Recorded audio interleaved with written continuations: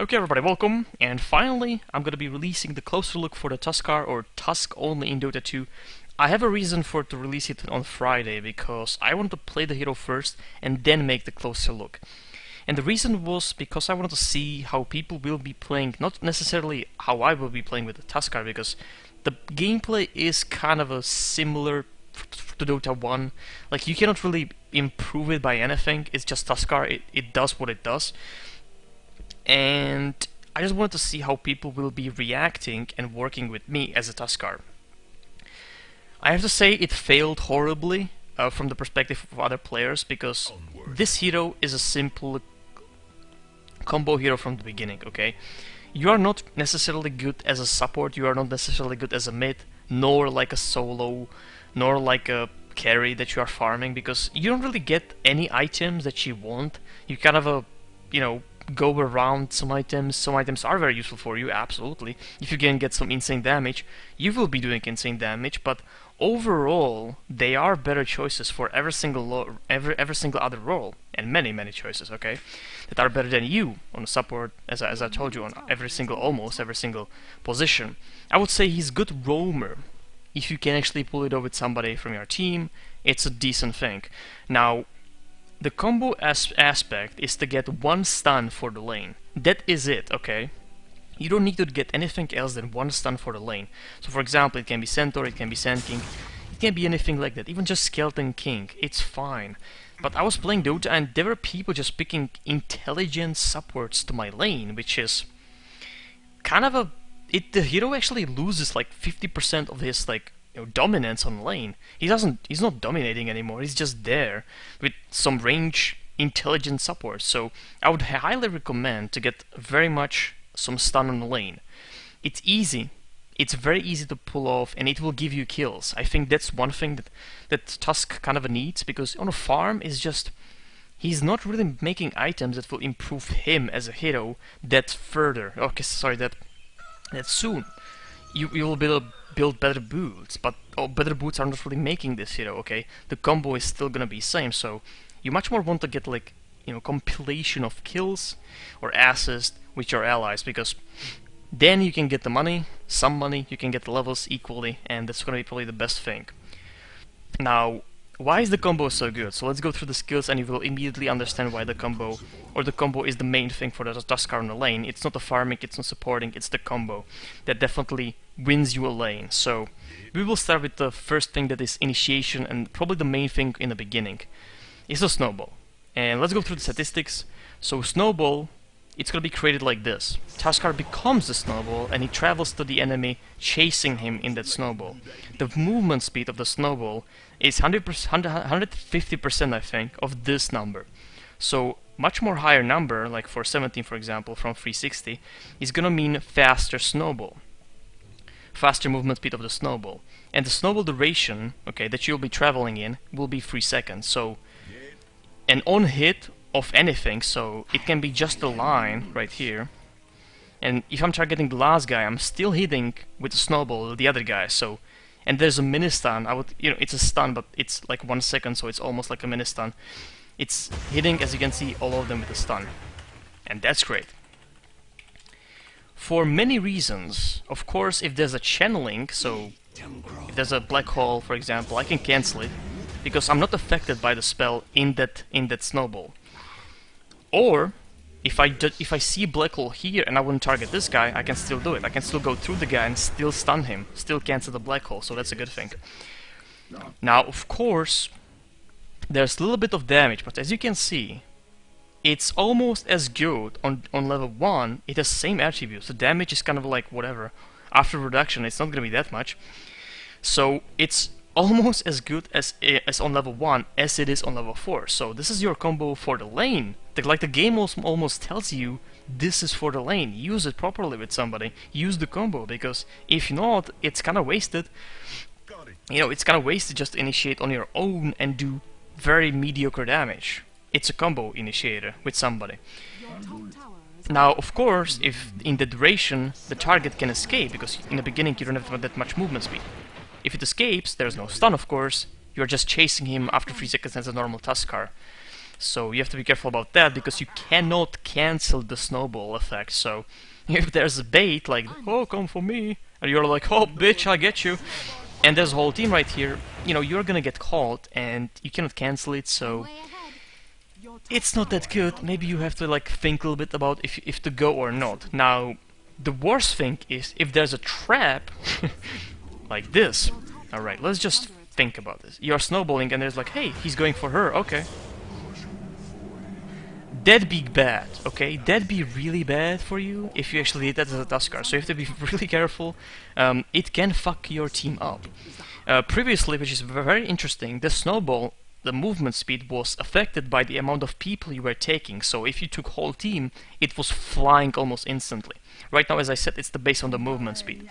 So, if you have a haste, that's what I'm talking about, like, this hero improves by the combos, by the heroes that can combo with him. So you have a stun, and you have a haste. We are talking here level 3. Level 3, double edge level 2, ice charge level 2, okay, and the combo is this. Let's go for the movement speed. Let's go for the Windrunner. This is the combo, okay? What can not many people can escape this. Not even Windrunner can escape this if you actually have the movement speed. Even if you're just going through the jungle, you can go actually through the trees, you can go through everything. As you can see, it doesn't really stop by anything. Cliffs, nothing actually stops you. So you can go through the cliff, it's fine. Now, what I mean by the combo is that it's good if you have Tuskar to pick something to work with him. Don't be like, oh man, I don't care, this is my game, I'll pick that Ricky, I'll pick that, you know, whatever, Warlock, let's have fun. No, let's just work with this fucking hero, because if you don't work with him, he doesn't have anything else. He doesn't have anything left. He just does this. And he walks home because failed. So, definitely that's a combo. Now, Ice Charge is like your main damage source in the beginning. As you can see, the damage, both of these spells are magical damage, so BKB, you know, not affected by anything here. Ice Charge, not really sure if that should do that, but I think it should. That actually looks pretty cool. So Ice Charge, as you could see, it just casts Ice Shards, or a wave that creates these Ice Shards in the end of the path. The end of the path is like 1600 range, I think. I think so. It's not written here, but I think it's 1600. And it basically, if it reaches that range, it creates these Ice Shards. What is interesting that it doesn't have to be perfectly targeted, so it will almost pull the guy, if I do that, sorry about that. It almost pulls the guy in the shard. If you are a little bit off, it still will pull the guy, or the shards around him. So as you can see, it creates shards. It cannot be like, you cannot go through them, and for 5 seconds, so perfect on the lane, right? You do the combo with the snowball, ice charge, and the guy has to go this way, and that's where the stun lands. If you have a stun, he still has to be there, and even after the stun, he's still in that ice charge. So that's why the combo is so important on with the hero on the lane. That is basically it. Just the damage, duration. This is good to level up, because as you can see, you are only gaining, you're not losing anything. The mana is same, the cooldown is decreased, the damage is increasing, so you're only gaining by leveling this spell up. So this is the first spell for you to level up. So this is the combo, okay? I think I said enough, explained enough. Hopefully people will fucking pick something like a stun and not Warlock for me. Or Shadow Demon. Okay. Next thing is a Frozen Sigil. It creates a sigil that I'm not really sure if that looks like respectable, but let's go with that. It has 600 range, which is this, around it, that it creates aura of like freezing. That lowers the attack speed by 60, not percent, just actually percentage. Is it a percentage? So 60%, which is like ridiculous. I'm gonna actually show you right now in a few seconds how much it reduces. And the movement speed by 25%. Oh, of course it scales, but I'm just talking about level 4 right now.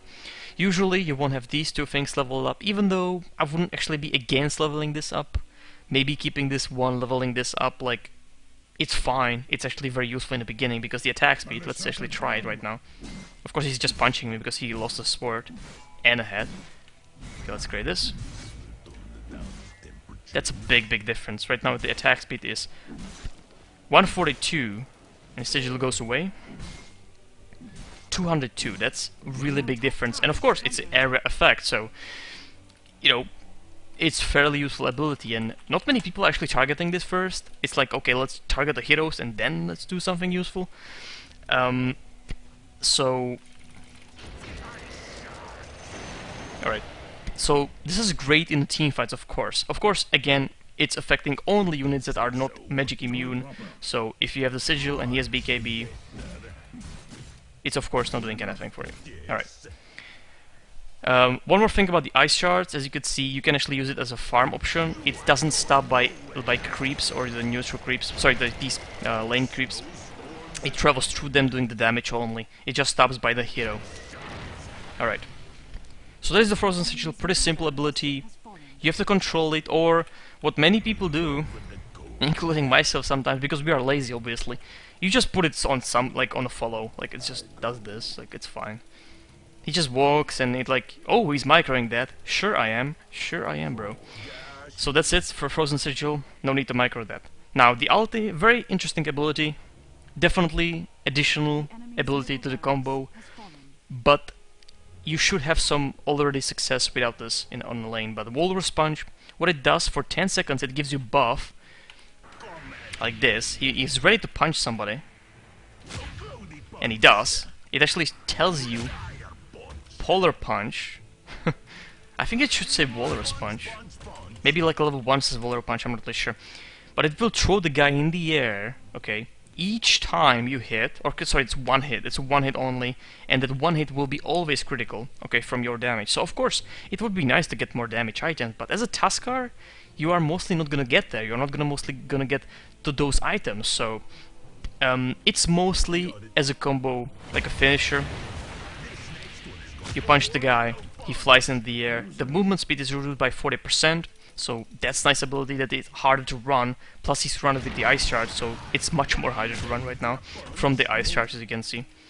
And that's the combo. The good thing is, okay, it's a physical damage, of course, and it does not miss. So if we have like evasion heroes, like for example we have Windrunner here, I don't care, you can still, you know, punch her in the air. BKB, it's not magical, it's a physical, so it still goes through the BKB, so it goes through the everything. Of course, Ghost Capture is, of course, exception, because you cannot hit the guy, you need to hit the guy.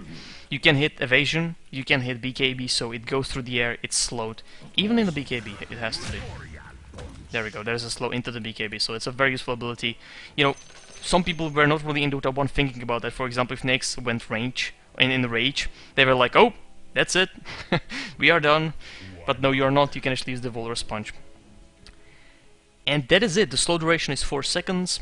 HP threshold, that's if he's on the... I'm not even mentioning that because it's of course it's a questionable. It's on your judgment where to put where to hit with the Walrus Punch. If you have a lot of damage that you are just dealing, okay, of course you will wait for the 50% then hit with the Walrus Punch so you can get the maximum damage. But that's your judgment. I cannot say hit it only when on 50%, that would be stupid, right? You want to stop somebody like a wind with the wind run. Just go for it, you know, it's on your judgment where to hit people with the Walrus Punch. The cooldown is pretty, you know, nice, 18 seconds to level 3, so you don't have to really worry about using it just like that. So that's actually the hero. The main thing is really the presence on the lane, okay? If you can really get like a good lane, I would even think about like roaming to mid. Like helping the mid win and getting the kills there, because mid is, you know, usually there's a useful hero. TA, Invoker, Queen of Pain, what else, like Magnus can be there. That actually is nice. I was actually ending the video, but that's fine. So usually there's some hero that can help you. On a lane you need that stun, that's the main thing. You need something useful on the lane, or the efficiency of this hero is going to the, you know, to the toilet. You're just flushing this hero down if you're not really picking supportive things. You don't need actually support if you're playing with this hero. You just need something like a stun, then you roll to the guy, ice charge, stun, and that is it. Most heroes are dead. And you can repeat that, you can dive the tower, because you are actually not killing him with the attacks, right? You're just killing him with the spells. Plus the snowball is, nothing can affect it, nothing can stop it. So that's a good thing. So that's a Tuskar. I am disappointed by the players with me, because I haven't gotten one combo that I could be using on the lane with somebody. They were like, oh, Tuskar, you go hard lane, just go. I actually won these hard lanes. I think all of them. I got my level. I actually hold the lane, and I was pretty successful. But you need that combo, or this hero is kind of like just a filler. He's just filling something that he shouldn't be filling. He should be just rolling with somebody and doing the combo to kill them. Because from that point, when you actually have the advantage of levels, meaning more damage, you're actually getting more damage, so you can kill them much more faster.